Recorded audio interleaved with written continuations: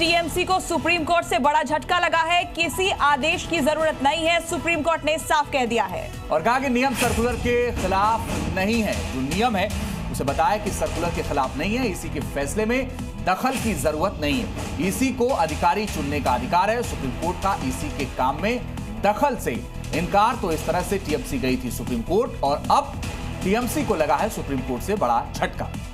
तो इस वक्त की ये बड़ी खबर आपको बता रहे हैं, काउंटिंग में केंद्रीय कर्मचारियों की तैनाती का ये मामला जिसे लेकर टीएमसी कोर्ट पहुंची थी, लेकिन सुप्रीम कोर्ट से बड़ा झटका लगा है और ये जानकारी दी गई है कि इलेक्शन कमीशन के फैसले में दखल की जरूरत नहीं है। सुप्रीम कोर्ट ने साफ कह दिया है, टीएमसी को सुप्रीम कोर्ट से एक बड़ा झटका लगा है, किसी आदेश की जरूरत नहीं है। तो आपको बता दें कि टीएमसी ने पश्चिम बंगाल में मतगणना के लिए केंद्रीय कर्मचारियों, पीएसयू कर्मचारियों, काउंटिंग सुपरवाइजर, असिस्टेंट नियुक्त करने के खिलाफ सुप्रीम कोर्ट का रुख किया था और सुप्रीम कोर्ट ने इस पूरे मामले की सुनवाई के बाद इलेक्शन कमीशन के काम में दखल देने से इनकार कर दिया है। खबर पर ज्यादा जानकारी के साथ हमारे सहयोगी अरविंद सिंह इस वक्त लाइव जुड़ गए हैं, सीधे उनका रुख करेंगे। अरविंद, क्या कुछ हुआ सुप्रीम कोर्ट में, बताएं, जानकारी दे।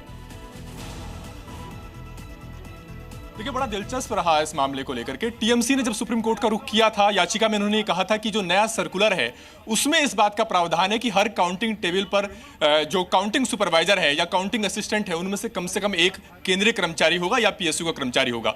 तो टीएमसी का यह कहना था कि अगर ऐसा होता है तो ऐसी सूरत में चूंकि माइक्रो ऑब्जर्वर जो टेबल पर रहते हैं वो पहले से ही केंद्रीय कर्मचारी होते हैं, ऐसे में अतिरिक्त केंद्रीय कर्मचारी हर टेबल पर होंगे और चुनाव की निष्पक्षता प्रभावित हो सकती है। लेकिन आज जब सुप्रीम कोर्ट में सुनवाई हुई तो सुप्रीम कोर्ट ने यह कहा कि यह सर्कुलर यह कहता है कि काउंटिंग सुपरवाइजर या काउंटिंग असिस्टेंट में से एक केंद्रीय कर्मचारी होगा। इसका मतलब यह कि जो दूसरा अधिकारी है वो राज्य सरकार का भी कर्मचारी हो सकता है। तो ऐसे में सर्कुलर में कहां खामी है यह हमें समझ में नहीं आ रहा है। चुनाव आयोग की तरफ से जो वकील पेश हुए उन्होंने भी यह कहा कि इस सर्कुलर के मुताबिक भी राज्य सरकार के कर्मचारी टेबल पर हो सकते हैं। सिर्फ इस सर्कुलर में यह कहा गया है कि काउंटिंग सुपरवाइजर और काउंटिंग असिस्टेंट में से कोई एक कम से कम केंद्रीय कर्मचारी या पीएसयू का कर्मचारी होगा। तो अब जो टीएमसी है उसने इस मामले को लेकर यू टर्न लिया। टीएमसी ने कहा कि हम सर्कुलर को चैलेंज नहीं कर रहे हैं, हम तो ये चाह रहे हैं कि इस सर्कुलर को सही मायने में अमल में लाया जाना चाहिए, राज्य सरकार के कर्मचारी भी होने चाहिए। तो सुप्रीम कोर्ट ने ऐसी सूरत में कहा कि अगर सर्कुलर में इस बात का प्रावधान है कि राज्य सरकार के कर्मचारी इसके मुताबिक काउंटिंग टेबल पर हो सकते हैं तो ऐसी सूरत में चुनाव आयोग के सर्कुलर में कोई दखल देने की जरूरत नहीं है। कोर्ट ने चुनाव आयोग के इस आश्वासन को भी रिकॉर्ड लिया कि राज्य के कर्मचारी भी काउंटिंग टेबल पर होंगे और इसी को देखते हुए कोर्ट ने कहा कि ये सर्कुलर में दखल देने का फिलहाल कोई औचित्य बनता नहीं है। यानी दिलचस्प यह है कि टीएमसी जो याचिका में जो सवाल उठा रही थी, जब आज जीरे हुई, जो कोर्ट का रुख हुआ, उसके मद्देनजर उन्होंने यह कहा कि हम अब सर्कुलर को चैलेंज नहीं कर रहे हैं, बस ये चाहते हैं कि इस सर्कुलर को सही मायने में अमल में लाया जाए, यानी केंद्रीय कर्मचारी के साथ साथ काउंटिंग टेबल पर राज्य कर्मचारी भी होने चाहिए। अरविंद, कोर्ट ने यह भी कहा है कि राज्य सरकार और केंद्र सरकार के कर्मचारी दोनों ही जो है अलग अलग तरह के नहीं होते, बल्कि ये दोनों ही सरकारी कर्मचारी होते हैं। जी बिल्कुल, दरअसल जो एडिशनल सीईओ की तरफ से जो सर्कुलर निकाला गया था उसकी भाषा भी यही थी कि हर काउंटिंग टेबल पर काउंटिंग सुपरवाइजर या काउंटिंग असिस्टेंट में से एक कर्मचारी जो है वो केंद्रीय कर्मचारी होगा। और इसके पीछे सर्कुलर के पीछे आधार ये बताया गया था कि वहां पर गड़बड़ी हो सकती है, इसे सुनिश्चित करने के लिए कि गड़बड़ी ना हो इसलिए केंद्रीय कर्मचारी वहां पर रखे गए हैं।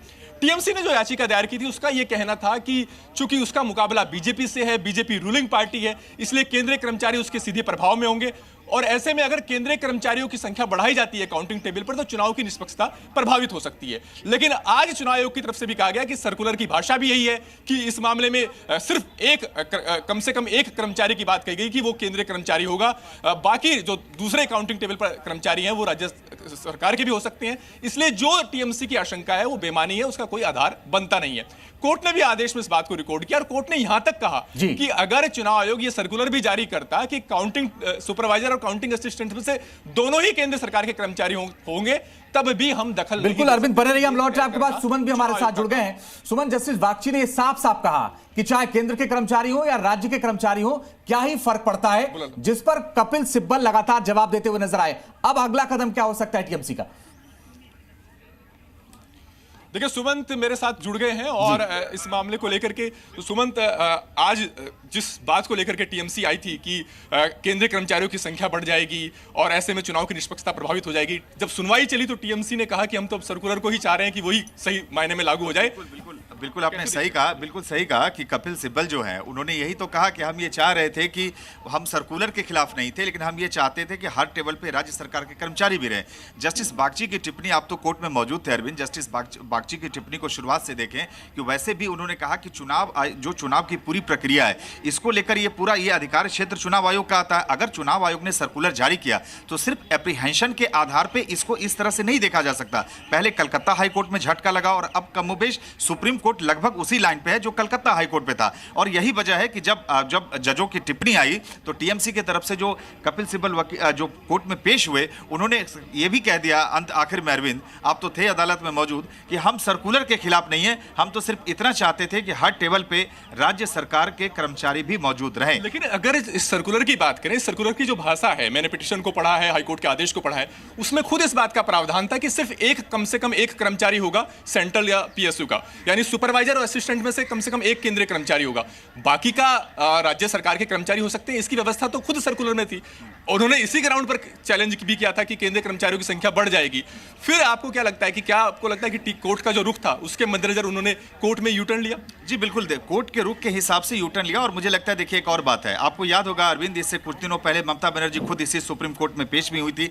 तो एक आप कह सकते हैं कि एक मैसेज देने की भी कोशिश है इसके जरिए ममता बनर्जी की।